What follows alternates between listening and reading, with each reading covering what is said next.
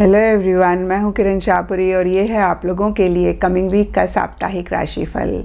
ये 26 जुलाई से लेकर 1 अगस्त तक की आपकी टैरो रीडिंग्स हैं, टैरो प्रेडिक्शंस हैं। और सबसे पहले, अगर अभी तक आपने इस चैनल को नहीं सब्सक्राइब किया तो प्लीज़ लाइक, शेयर और सब्सक्राइब करें। इसके साथ साथ अगर आप डेली टैरो रीडिंग में इंटरेस्टेड हैं तो आप मेरा इंस्टा पेज भी विज़िट कर सकते हैं, जिसका लिंक आपको नीचे डिस्क्रिप्शन बॉक्स में मिल जाएगा। और दूसरी बात, इस रीडिंग को आप किसी भी साइन के हिसाब से देख सकते हैं। Sun sign, moon sign, ascendant या फिर नाम के हिसाब से भी राशियां होती हैं।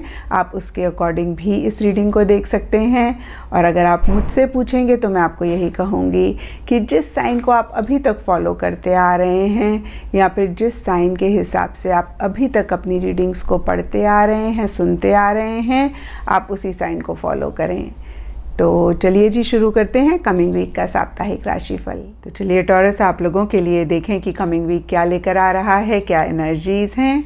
तो आप लोगों के लिए प्रोफेशनल फ्रंट के लिए कार्ड्स हैं द हर्मिट एंड माइंड। और ये कार्ड्स कहते हैं कि इस वीक किसी चीज़ को लेके थोड़ा सा या फिर कुछ टॉरस काफ़ी परेशान रह सकते हैं। किसी चीज़ को लेके एक स्ट्रेस, एक टेंशन इस वीक रह सकती है। और देखिए, यहाँ पे सबके लिए डिफरेंट सिचुएशंस हो सकती हैं, डिफरेंट रीजंस हो सकते हैं। लेकिन माइंड का कार्ड कह रहा है कि आप बहुत ज़्यादा सोच रहे हैं। और देखिए, इसीलिए शायद यहाँ पे हर्मिट का कार्ड कहता है कि आप एक्टिवली चीज़ों में अपने आप को इन्वॉल्व नहीं कर रहे हैं, पार्टिसिपेट नहीं कर रहे हैं।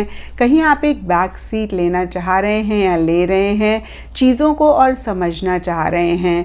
कुछ टॉरस के लिए हो सकता है कि एक अकेलापन या तो आप महसूस कर रहे हैं या फिर एक अकेलापन आप चाह रहे हैं। तो देखिए टॉरस, यहाँ पे मैं आपको यही कहूँगी कि mind is an excellent servant but a very very bad master. और ये काफ़ी हद तक हमारे ऊपर डिपेंड करता है कि इस माइंड को हम अपना मास्टर बनाएं या अपना सर्वेंट बनाएं। जब हम अपना सर्वेंट बनाते हैं तो हम बहुत खुश रहते हैं, लेकिन जब ये माइंड हमारा मास्टर बन जाता है तो हम बहुत परेशान रहते हैं। और देखिए, शुरू कैसे होता है, जब कोई चीज़ हमारे हिसाब से नहीं चलती या फिर किसी चीज़ को लेके थोड़ी सी परेशानी होती है और हम उस परेशानी के बारे में सोचते रहते हैं, तो फिर ये परेशानी बहुत बढ़ जाती है। और यहाँ पे बहुत इम्पॉर्टेंट होता है कि हम इस चीज़ को थोड़ा सा कॉन्शियसली चेक करके करेक्ट करें और उसके बारे में हम ज़्यादा ना सोचें। और बहुत सारे लोग बोलेंगे कि मैम, सोचना अपने हाथ में नहीं होता है। नहीं, देखिए, आप चेकिंग करके किसी लेवल पे करेक्ट कर सकते हैं। आप अपने माइंड को डिविएट कर सकते हैं। आप अपना माइंड किसी और चीज़ में लगाने की कोशिश कर सकते हैं। और थोड़ी सी प्रैक्टिस की ज़रूरत होती है। इनिशियली थोड़ा सा डिफ़िकल्ट होगा, लेकिन जब आप प्रैक्टिस करते रहेंगे तो आपको आदत पड़ जाएगी कि जो भी सिचुएशन है, आप बियॉन्ड द पॉइंट परेशान नहीं होंगे। तो देखिए, फिर से मैं कहूँगी कि जब एक परेशानी थोड़ी सी या छोटे लेवल पे शुरू होती है, वहीं पे ही हम चेक करें अपने थॉट्स को और कहीं एक पॉजिटिव फ्रेम ऑफ माइंड लेकर आएँ, कहीं एक पॉजिटिव सेल्फ टॉक करें, तो ये परेशानी आगे बढ़ने से रुक जाती है। और जब हम इसको चेक करके करेक्ट नहीं करते, हम सोचते रहते हैं, वो परेशानी इतनी बड़ी हो जाती है, फिर वो हम पे हावी हो जाती है, फिर वो परेशानी हमें कंट्रोल करने लगती है। तो देखिए, यहाँ पे इस चीज़ की चेकिंग करके करेक्ट करना बहुत इम्पॉर्टेंट है। और देखिए, जैसे कि हर्मिट कार्ड कहता है कि आप थोड़ा सा बैक सीट ले रहे हैं, तो टाइम टू टाइम पॉज लेना, अपनी एनर्जीज़ को रीजुविनेट करना बहुत इम्पॉर्टेंट होता है।